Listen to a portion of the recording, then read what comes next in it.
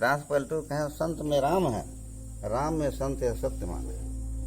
हाँ, तो इसकी स्थापना किसने की थी और कब हुई है इस मठ की?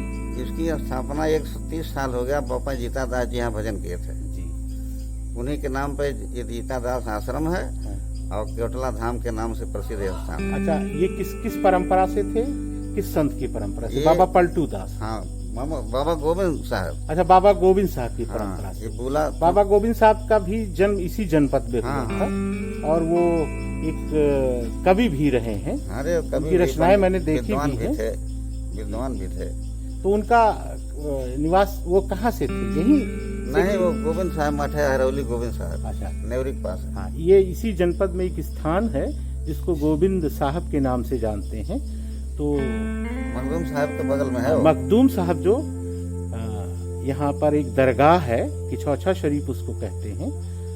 तो दोनों लोग आस पास ही थे। मखदूम साहब से उनसे पूरा सत्संग हुआ था। मखदूम साहब हाथी पर जा रहे थे जी। तो गोविंद साहब बैठे थे दीवाल पर।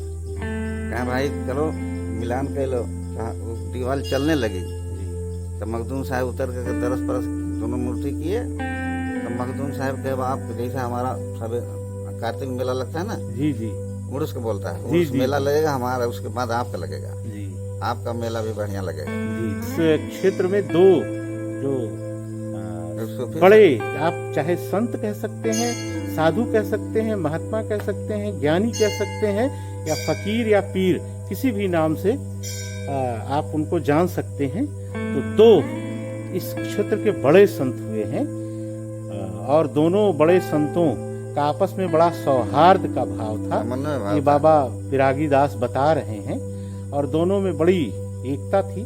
तो इस तरीके से आप इस मठ को सामाजिक और सांप्रदायिक सौहार्द के प्रतीक के रूप में भी देख सकते हैं। और इस मठ को लेकर के इस पूरे बहुत ही सुदूर ग्रामीण क्षेत्र है, तो किसी भी प्रकार का कभी कोई विवाद नहीं रहा है और सदैव ही यहाँ के लोगों ने दोनों ही धर्मों, अलग अलग संप्रदायों में किसी भी प्रकार का कोई भेद नहीं किया।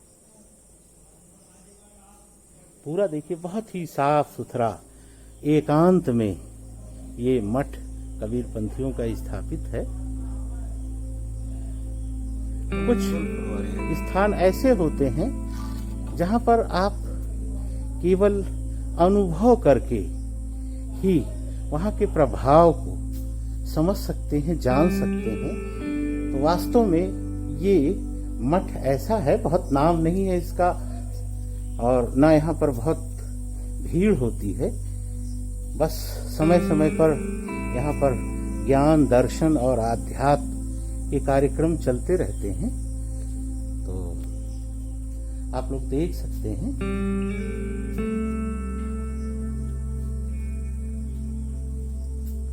और इसको बहुत सजा संवार के रखा गया है। देखिए बहुत पुराना वृक्ष है यहाँ का।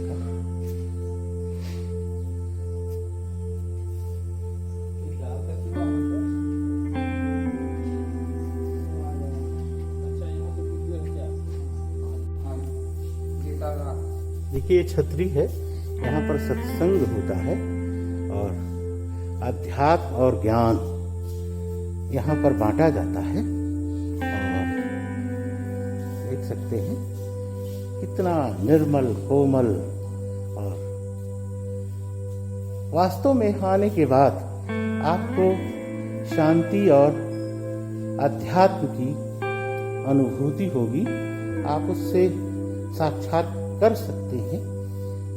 जाहिर सी बात है कि आना बहुत मुश्किल है, लेकिन इस प्रस्तुति के माध्यम से आप देख सकते हैं ये एक महापुरुष की समाधि स्थल है। देख सकते हैं।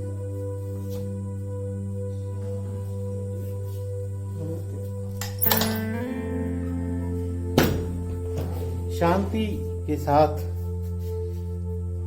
परमात्मा में विलीन होकर के